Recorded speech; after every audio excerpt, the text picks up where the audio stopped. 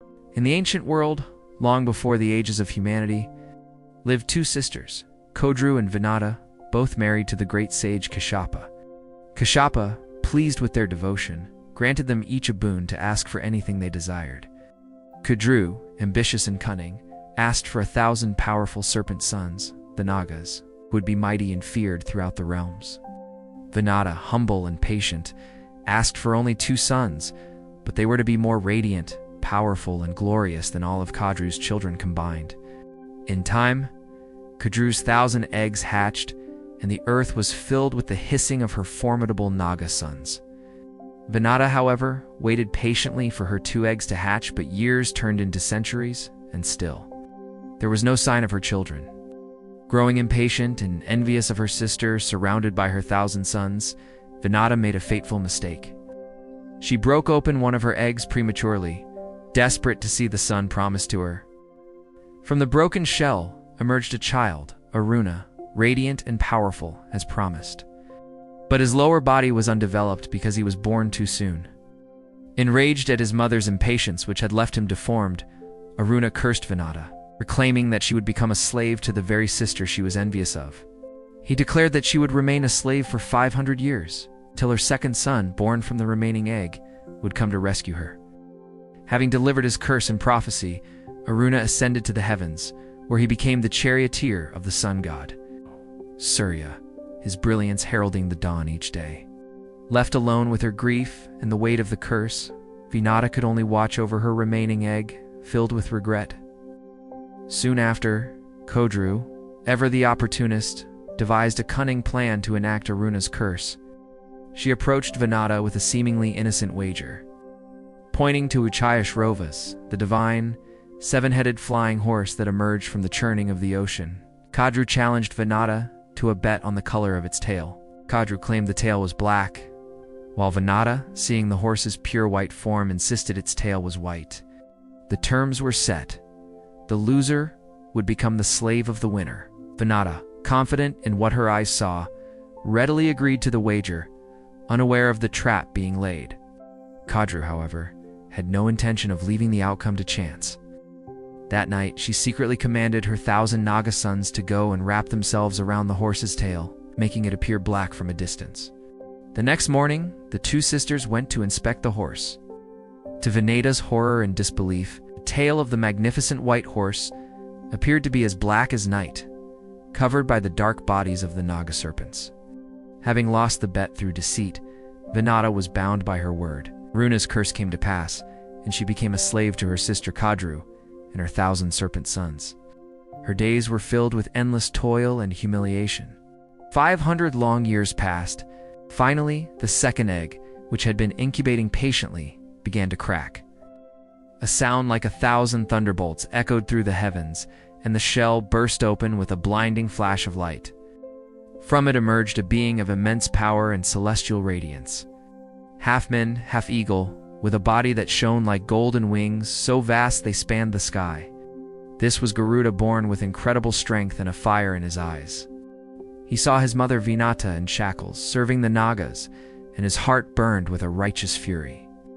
He immediately went to his mother's side, and she tearfully recounted the story of the deceitful wager that had led to her enslavement. Filled with a son's love and a warrior's rage, Garuda confronted the Nagas. His very presence was so intimidating that the serpents recoiled in fear. He demanded they release his mother from her bondage.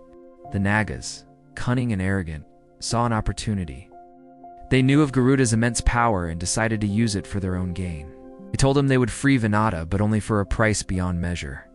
The price they demanded was the Amrita, the divine nectar of immortality, which was fiercely guarded by the gods in their celestial realm. The Nagas believed this was an impossible task, a quest designed to destroy the young hero. But for his mother's freedom, Garuda would dare the impossible. He accepted their challenge without hesitation, his resolve hardening like steel. His journey to the heavens was a trial of fire, a testament to his unmatched power and determination. First, he encountered a celestial ring of fire that engulfed the entire realm where the Amrita was kept. A blaze so intense, it could consume the cosmos. Garuda, undeterred, swelled his form, drew the water from countless rivers into his mouth, and extinguished the inferno. Beyond the fire lay the next line of defense, a rapidly spinning wheel with razor-sharp blades designed to slice any intruder into pieces.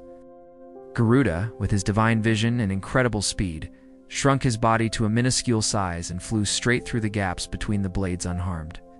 Finally, guarding the pot of nectar itself were two gigantic, fearsome serpents of celestial origin, whose venomous gaze could turn any being to ash in an instant. Garuda, the natural enemy of all serpents, was not intimidated. He flapped his mighty wings, creating a blinding dust storm that confused the monstrous guards. In that moment of distraction, he struck, defeating the celestial serpents and seizing the pot of Amrita. With the nectar in his grasp, Garuda could have easily consumed it and become immortal himself. But his quest was not for personal gain. It was for his mother's honor. He turned to leave, but his path was blocked by the mighty Lord Vishnu. Vishnu, impressed by Garuda's selfless act and his unwavering devotion to his mother, made him an offer. He granted Garuda immortality without him needing to drink the Amrita, and in return asked Garuda to become his trusted mount, his divine Vahana. Garuda, honored by the request from the Supreme Protector, gracefully accepted. Vishnu, in turn, also granted Garuda a boon. Garuda, remembering the deceit of the Nagas, asked that he be able to prey upon the serpents, thus sealing their eternal enmity. As he flew back from the heavens, he was intercepted by Indra, the king of the gods. Indra hurled his mightiest weapon, the Vajra, at Garuda. The thunderbolt struck Garuda, but it only managed to dislodge a single one of his feathers, leaving the king of birds otherwise completely unharmed. Seeing Garuda's incredible power, Indra made a pact with him. Garuda promised to return the Amrita once his mother was freed, and in return, Indra declared the Nagas to be Garuda's rightful food. Garuda returned to the serpents, placing the pot of Amrita before them on a bed of sharp kusha grass. "Here's the nectar you desired," he declared. "Now, release my mother."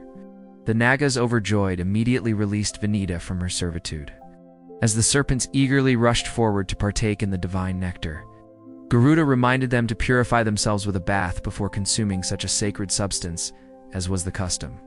The Nagas, blinded by their greed, hurried off to perform their ablutions. In that very instant, Indra swooped down from the heavens and reclaimed the pot of Amrita, taking it back to its rightful place. When the Nagas returned, the nectar was gone. In their desperate frustration, they tried to lick the drops that had spilled onto the sharp blades of kusha grass where the pot had rested. This act did not grant them immortality. Instead, it sliced their tongues, which is why serpents are said to have forked tongues to this day. Garuda, having fulfilled his promise and freed his mother through his courage and wit, had outsmarted the deceitful serpents. From that day forward, Garuda became the celebrated king of birds, the symbol of power, speed, and devotion. He soars through the heavens as the trusted mount of Lord Vishnu, forever the sworn enemy of the serpents who had wronged his mother. His story is a powerful reminder of the triumph of righteousness over deceit, and the incredible lengths a devoted son will go to for his mother's honor. We hope you enjoyed this epic tale from our sacred texts. For more stories about the gods, heroes, and divine legends, subscribe to our channel, Sanatan Puranas.